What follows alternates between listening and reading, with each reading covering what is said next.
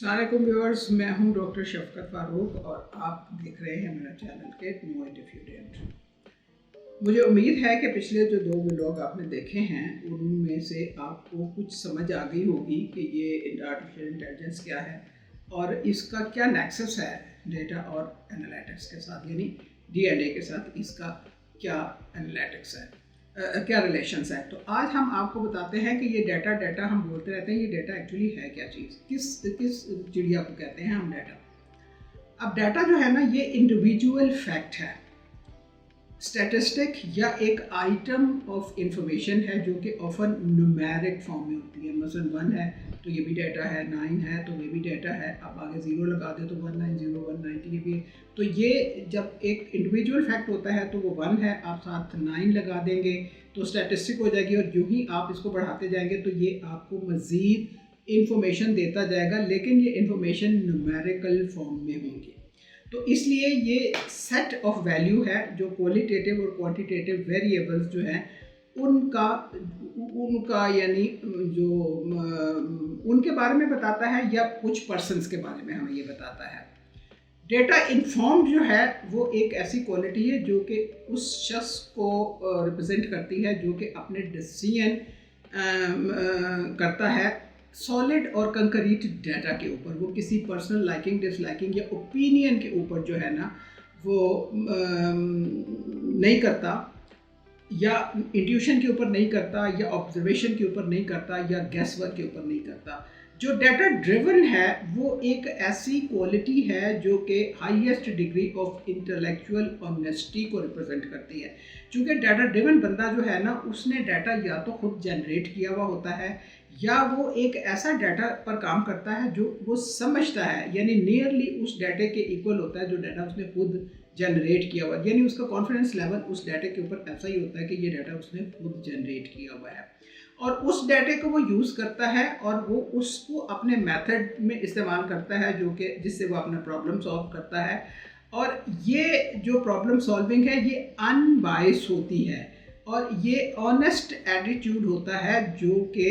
Data driven बंदा जो है वो पूरी ज़िंदगी उसी को परस्यू करता है। तो आपको समझ आ गई होगी कि डाटा इन्फॉर्म्ड और डाटा ड्रिवन जो है इसके दरमियान एक स्ट्राइकिंग, एक बहुत फाइन लेकिन बहुत डिफाइंड डिफरेंस जो है वो है। अब डाटा सेट जो है वो स्टैंडर्डाइज फॉर्मेट हैं जो कि प्रोवाइड करते, एक स्टैंडर्ड फॉर्मेट है किसी को भी इंफॉर्मेशन देने का। यानी एक पेज अगर आपने किसी को इंफॉर्मेशन देना है किसी भी चीज़ के बारे में तो उसका स्टैंडर्ड फॉर्मेट ये है। फॉर एग्जांपल आपने कोई रेसिपी ही किसी को देनी है, तो अब ये जो रेसिपी का पेज है ना, सबसे पहले तो इसके ऊपर लिखा होगा कि ये किस चीज़ की रेसिपी है, और उसके बाद उसके इंग्रेडिएंट्स लिखे हुए होंगे उस रेसिपी के, फिर उसका कुकिंग टाइम लिखा हुआ होगा, उसके बाद किस टेम्परेचर के आपने उसको कुक करना है वो लिखा होगा, फिर इस ये जो भी बन के आएगा आपके पास फूड, इसकी कैलोरीज कितनी है, और इसकी बाकी रिक्वायरमेंट जो कि आप जिसको डाटा पास ऑन कर रहे हैं, वो रेसिपी पास ऑन कर रहे हैं, वो आसानी के साथ उसको फॉलो कर रहे और उसका आउटकम वही आए जो कि आपने उसमें बताना चाहा है। तो इसी को आप एल्गोरिदम भी कहते हैं। एल्गोरिदम बहुत सारे लोगों को एक बड़ा ऑड सा लफ्ज़ लगता है, लेकिन एक्चुअली ये एक स्टैंडर्ड फॉर्मेट में किसी भी चीज़ को, चाहे वो मैथमेटिकल प्रॉब्लम के बारे में आपने फ्लो शीट जैसे हम लोग देखते हैं ना, अगर आप साइंटिस्ट हैं तो आपको पता होगा कि एक लफ्ज़ होता है फ्लो शीट जो हमें एग्जाम्स में भी लिखने के लिए आ जाता था। जैसे अब एफएससी पीएससी में पढ़ते थे तो हमें आ जाता था जी कि फलां डेरिवेटिव आप फ्लो शीट लिखेंगे, इसको कैसे आप आइडेंटिफाई करेंगे केमिस्ट्री के पेपर में। तो ये फ्लो शीट एक किस्म की होती है जिसको आप रेसिपी, जो आप स्टैंडर्ड फॉर्मेट भी आप इसको एल्गोरिदम भी कहते हैं, यानी किसी को भी डाटा पास ऑन करने का ये एक स्टैंडर्ड मेथड है जिसमें एक सेट एल्गोरिदम जो है वो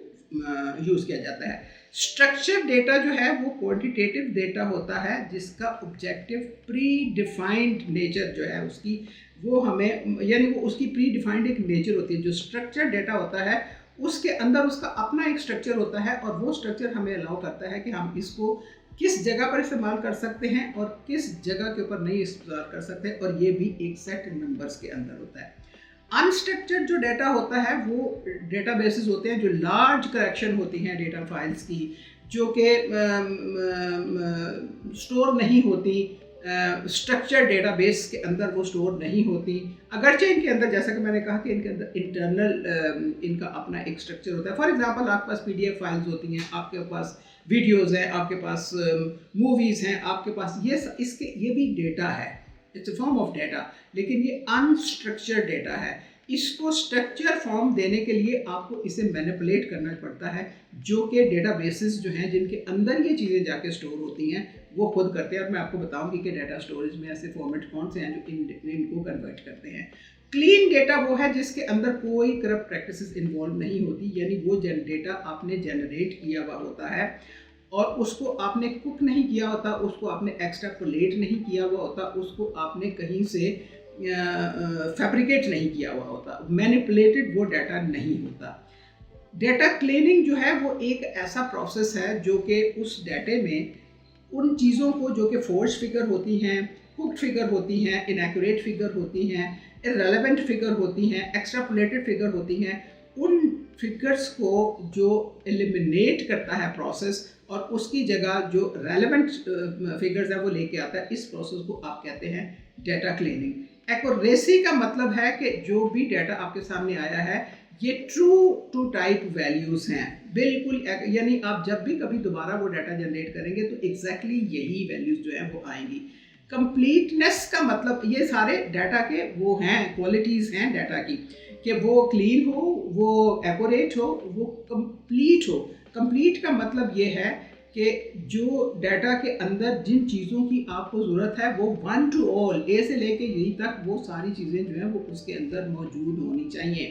कंसिस्टेंसी का मतलब ये है कि ये डाटा जो है ये डिपेंडेबल है, यानी आज अगर आप ये डाटा यूज़ कर रहे हैं तो कल अगर आपको इसकी ज़रूरत पड़ती है तो आपको पता होगा कि जो डाटा मेरे पास आएगा वो इसी तरह रिलायबल होगा, इतना ही क्लीन, एक्यूरेट और रेलेवेंट होगा और उतना ही ये कंप्लीट होगा। इंटेग्रिटी का मतलब ये है कि इस डाटे में आपको कोई शक व शुबा नहीं है, आप इसके ऊपर डिपेंड कर सकते हैं, आप इसको अपने किसी भी, जितना मर्जी आपका टफ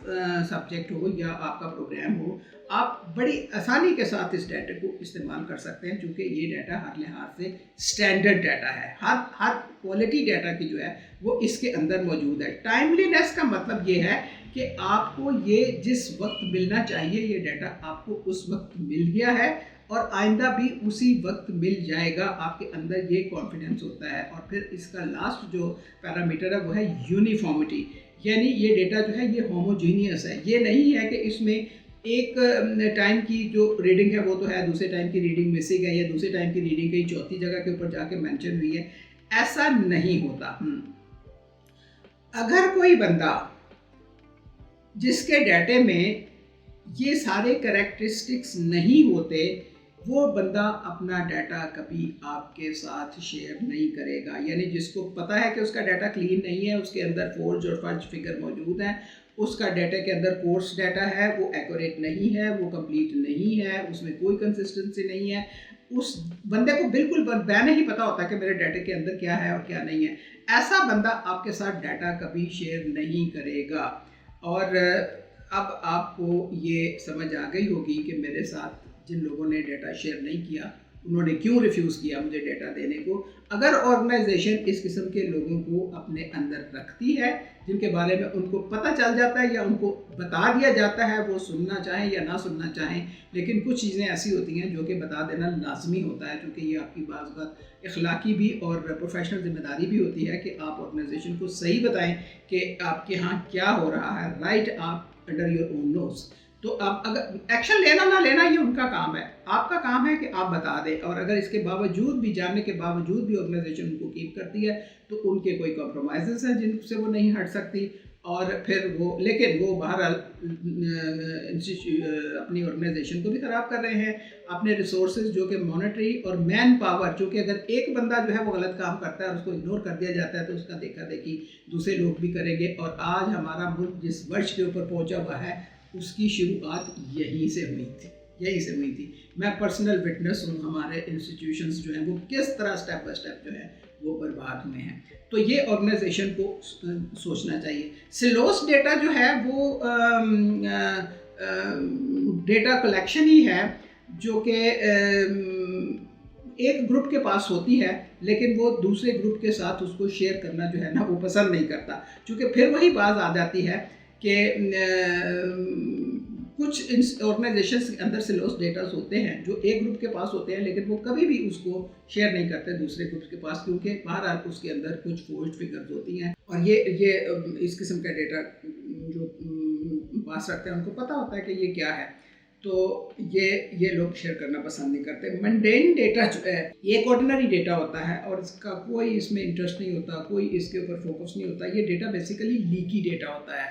मसलन मैं आपको इसकी बड़ी ग्लेयरिंग एग्जांपल दूं, आप कभी टीवी स्क्रीन के ऊपर ना देखिएगा, उसके अंदर टिकर चल रहे होते हैं, मुख्तलिफ टिकर चल रहे होते हैं। किसी एक खबर का टिकर चल रहा होता है, स्क्रीन के ऊपर आएगा फलां बंदा पकड़ा गया, नीचे आएगा कि फलां बंदा भाग गया या वो पकड़ा नहीं जा सका या कि पुलिस ने जो है ना वो छावा माटी में रवाना कर, यानी बिल्कुल ऊपर वाली और नीचे वाली जो है ना ये कंट्राडिक्टरी होती है। और ये इन्फॉर्मेशन जो है ना वो ऑब्वियसली लीक होके आ रही होती हैं। तो इसी तरह जैसे ही इन्फॉर्मेशन लीक है, मंडेन डेटा भी लीक हो रहा होता है। किसी ऑर्गेनाइजेशन से हो रहा होगा, किसी बिजनेस आउटलेट से हो रहा होता, कहीं किसी दुकान से हो रहा होता, कहीं किसी वेयर हाउस से हो रहा होता। तो ये लीकी डेटा होता है, इसलिए इसके अंदर किसी की कोई दिलचस्पी नहीं होती और ना ही इसको कोई वो देखता है। रिडंडेंट, ऑब्सोलीट और ट्रिवियल डेटा जो है, जिसको कि रॉ डाटा भी हम कहते हैं, कि जो कि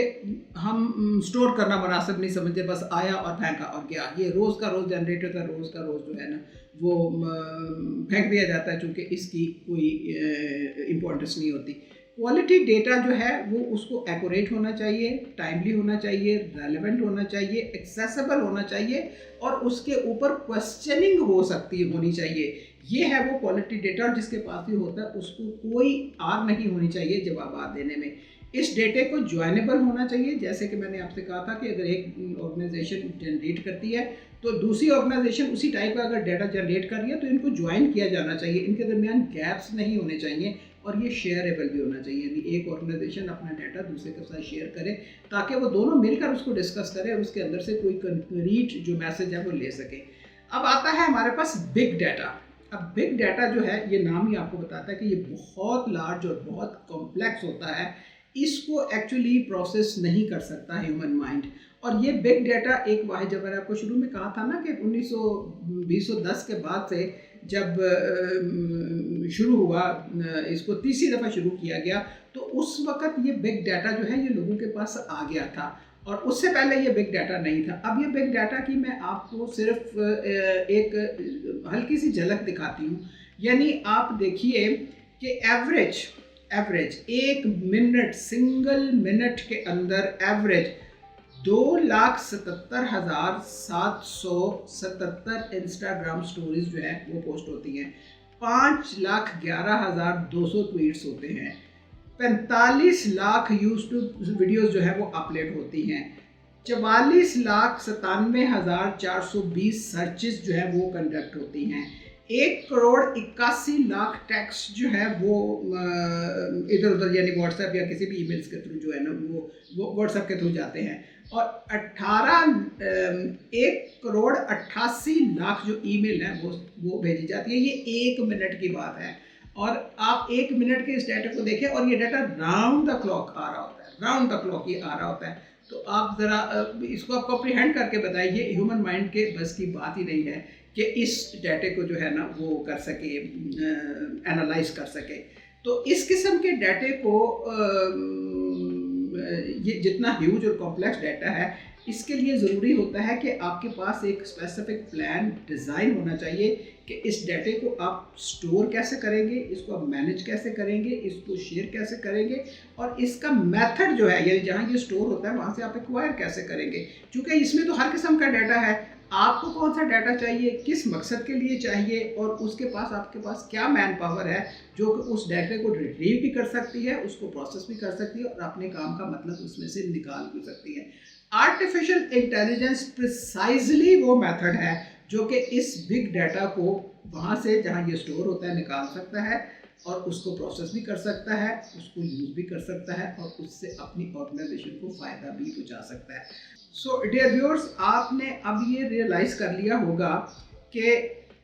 डेटा के बारे में, उसकी तफसीलात के बारे में जानना और उसकी क्वालिटी के बारे में, उसके स्टोरेज के बारे में जानना कितना ज़रूरी है और उसके बारे में अपने कॉन्सेप्ट क्लियर करना कितना ज़रूरी है, इससे पहले कि आप आर्टिफिशियल इंटेलिजेंस को समझें। आप ये समझ लीजिए कि आर्टिफिशियल इंटेलिजेंस के जो बेसिक इंग्रेडिएंट्स हैं, जो किसी भी रेसिपी में सबसे पहला पॉइंट होता है, ये वो बेसिक इंग्रेडिएंट्स हैं आर्टिफिशियल इंटेलिजेंस की रेसिपी में। तो आपसे मुलाकात होगी अगले हफ्ते।